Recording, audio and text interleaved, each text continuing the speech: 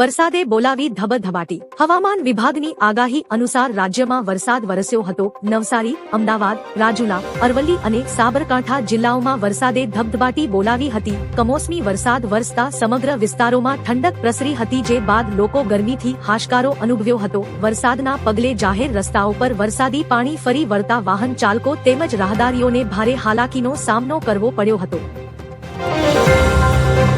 ભીષણ ગરમીથી સાવધાન રહો। પીએમ મોદીના મન કી બાતના 134માં એપિસોડમાં વડાપ્રધાન મોદીએ રમતવીરોની પ્રશંસા કરી હતી। સાથે જ પીએમ મોદીએ લોકોને ગરમી સાવધાન રહેવું અને ગરમી દરમિયાન પુષ્કળ પાણી પીવું અને સરકારી માર્ગદર્શિકાનું પાલન કરવા પણ વિનંતી કરી હતી। વધુમાં પીએમ મોદીએ ગરમી સામે રક્ષણ મેળવવા કેરીના પાંદડા, લસ્સી, છાશ અને સત્તુ જેવા ભારતીય પીણાનો ઉલ્લેખ કર્યો હતો।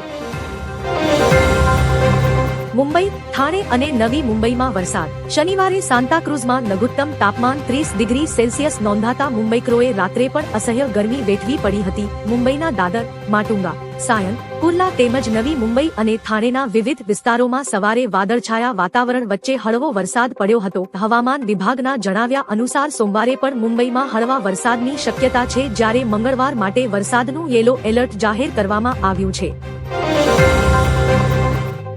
વસ્તી ગણતરી 2027નો પ્રથમ તબક્કો શરૂ। ગુજરાતમાં આજે 1 જૂન 2026થી દેશની પ્રથમ સંપૂર્ણ ડિજિટલ વસ્તી ગણતરી 2027નો પ્રારંભ થશે। પ્રથમ તબક્કામાં 30 જૂન સુધી ઘર યાદી અને HLO કરાશે, જ્યારે બીજા તબક્કામાં 9 થી 28 ફેબ્રુઆરી 2027 દરમિયાન વસ્તી અને જાતિ ગણતરી હાથ ધરાશે। આ સ્વગણતરી ઝુંબેશમાં રાજ્યપાલ અને મુખ્યમંત્રી સહિત 3.74 લાખથી વધુ નાગરિકો જોડાયા છે। નાગરિકો ટોલ ફ્રી નંબર 1855 અથવા અધિકૃત વેબસાઇટનો સંપર્ક કરી શકે છે। રાજ્ય સરકારનો ઐતિહાસિક નિર્ણય। મુખ્યમંત્રી ભૂપેન્દ્ર પટેલના નેતૃત્વ અને નાણામંત્રી કનુ દેસાઈ તથા રાજ્ય કક્ષાના નાણામંત્રી કમલેશભાઈ પટેલના માર્ગદર્શન હેઠળ રાજ્ય સરકારે મહત્વપૂર્ણ નિર્ણય લીધો છે। બિન આદિજાતિ વિસ્તારોમાં 85 સરકારી માધ્યમિક અને 3 ઉચ્ચતર માધ્યમિક શાળાઓ શરૂ કરવામાં આવશે। આ શાળાઓ માટે શિક્ષણ સહાયક, વહીવટી સહાયક અને સાથી સહાયકની નવી જગ્યાઓ ઊભી કરવા વર્ષ 2026-27માં 4.43 કરોડની જોગવાઈ કરવામાં આવી છે।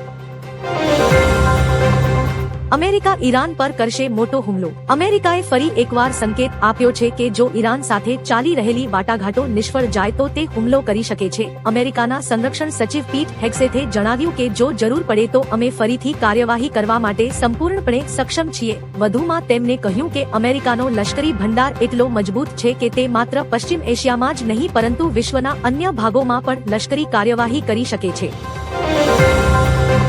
અંબાલાલ પટેલની વરસાદ અંગે જોરદાર આગાહી। હવામાન નિષ્ણાત અંબાલાલ પટેલે રોહિણી નક્ષત્રમાં સારા વરસાદની આગાહી કરી છે। 30 મે થી 4 જૂન વચ્ચે ગુજરાતમાં તીવ્ર પવન અને ગાજવીજ સાથે પ્રી મોન્સૂન વરસાદ પડશે, જ્યારે 7 અને 8 જૂને દક્ષિણ ગુજરાત અને દક્ષિણ સૌરાષ્ટ્રમાં અતિવૃષ્ટિની આશંકા છે।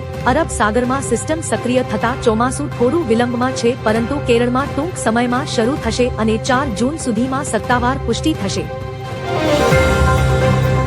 ગીરમાં સિંહોના મોત વધતા વન વિભાગ હાઈ એલર્ટ પર। ગીર પૂર્વ અને પશ્ચિમ વિસ્તારમાં સિંહોના વધતા મૃત્યુ બાદ વન વિભાગ એલર્ટ મોડ પર આવ્યું છે। વરિષ્ઠ વન અધિકારી અને PCCF ભવાની પતિ છેલ્લા 3 દિવસથી ગીરમાં જ કેમ્પ કરીને પરિસ્થિતિનું સીધું નિરીક્ષણ કરી રહ્યા છે। તેમણે ગીરથી રાજુલાના પીપાવાવ અને ભેરાઈવીડી સુધી રાત્રે તેમજ વહેલી સવારે જાતે ફિલ્ડ વિઝિટ કરી હતી। તેઓ સિંહબાળના ગ્રુપની હેલ્થ અને મૂવમેન્ટ પર સતત નજર રાખી રહ્યા છે।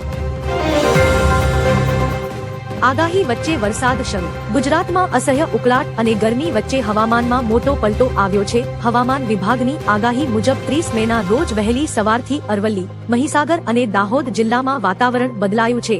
દાહોદ, ઝાલોદ, લીંબડી અને ફતેપુરા તેમજ સંજેલીમાં ધોધમાર વરસાદ ખાબક્યો છે। મેઘરાજાના આગમનથી વાતાવરણમાં એકાએક ઠંડક પ્રસરી ગઈ છે। અન્ય 11 જિલ્લાઓમાં પણ વરસાદની આગાહી છે। ભારત માટે સાર સમાચાર। હોર્મુઝ સ્ટ્રેટને લઈને ઈરાન અમેરિકા વચ્ચે વધી રહેલા તણાવ વચ્ચે ભારત માટે રાહતના સમાચાર સામે આવ્યા છે।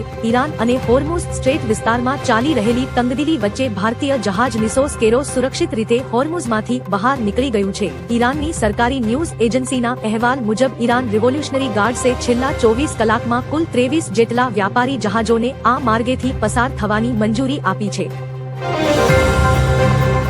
રિક્ષાના ભાડામાં ₹20 થી 30 નો વધારો. સીએનજી ગેસના ભાવ વધ્યા બાદ રિક્ષા ચાલકોએ ભાડામાં વધારો કર્યો છે. અમદાવાદમાં ટ્રાન્સપોર્ટ કમિશનર દ્વારા રેટ રિવિઝન મુદ્દે બેઠક ન બોલાવવામાં આવતા રિક્ષા ચાલક એસોસિએશને પોતે જ ભાડા વધારવાનો નિર્ણય લીધો હોવાનું જણાવાયું છે. જણાવીએ કે ચૂંટણી બાદ સીએનજીના ભાવમાં પણ ₹7 નો વધારો થયો છે. નવા દર મુજબ રિક્ષાના ભાડામાં ₹20 થી 30 નો વધારો કરવામાં આવ્યો છે. ભાવ વધારા બાદ લોકોના બજેટ પર વધુ એક અસર પડી શકે છે. વાતાવરણમાં અચાનક પલટો. હવામાન વિભાગની આગાહી મુજબ ઉત્તર ગુજરાતના હવામાનમાં પલટો જોવા મળ્યો છે. અરવલ્લી અને સાબરકાંઠામાં આજે વહેલી સવારથી જ આકાશમાં કાળા ડિબાંગ વાદળો છવાયા હતા. વાતાવરણમાં ફેરફાર જોવા મળતા સમગ્ર પંથકમાં ઠંડી પ્રસરી જવા પામી હતી. વધુમાં નાગરિકોને પણ વરસાદ દરમિયાન સલામતી રાખવા અને આકસ્મિક વીજળીના કડાકા કે ભારે પવન સામે સાવચેત રહેવા વિનંતી કરવામાં આવે છે. તમારે ત્યાં કેવું વાતાવરણ છે કોમેન્ટ કરજો.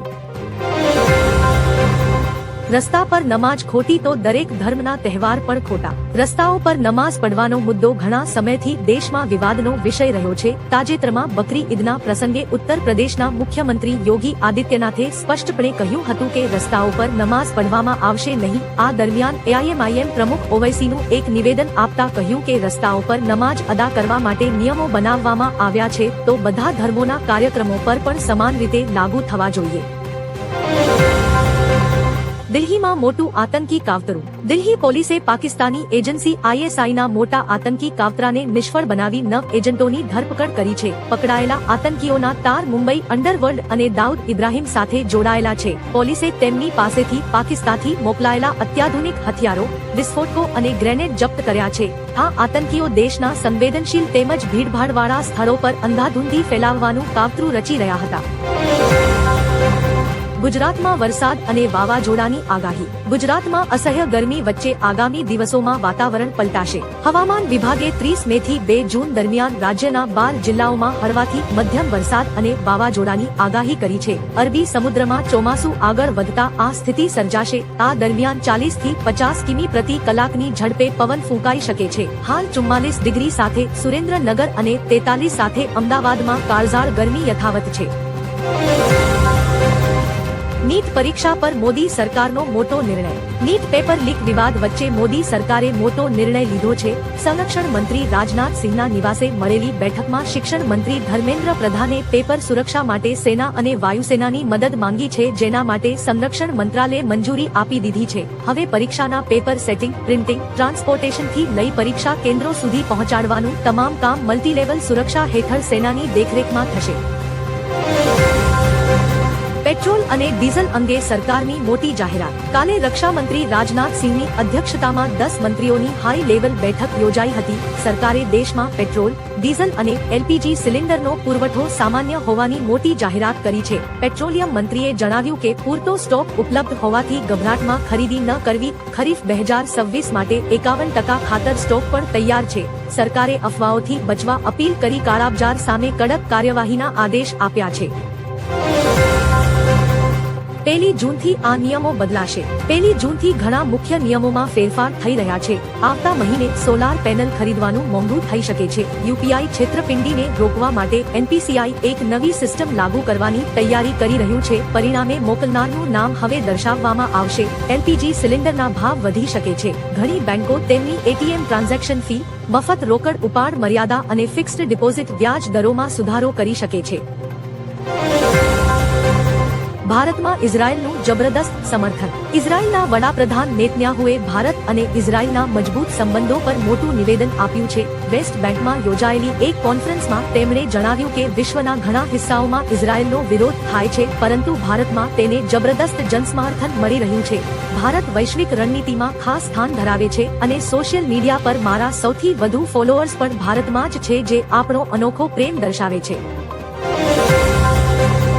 મોદી સરકારનો મોટો નિર્ણય. મોદી સરકારે પીએમજીકેવાય હેઠળ દેશના 80 કરોડ લોકોને અપાતા અનાજ વિતરણને વધુ સુદૃઢ બનાવવા સાર્થક પીડીએસ યોજના ચાલુ રાખવાની મંજૂરી આપી છે. આ સ્કીમમાં મહત્વના ફેરફારો કરવામાં આવ્યા છે. સરકાર રાજ્યોની એજન્સીઓને દુકાનો સુધી અનાજ પહોંચાડવા અને રેશન દુકાનોને આર્થિક મદદ પૂરી પાડશે. આ સાથે રેશન વિતરણ વ્યવસ્થાને મોડર્નાઇઝ કરવામાં આવશે, જેથી ઝડપી લાભ મળી શકે.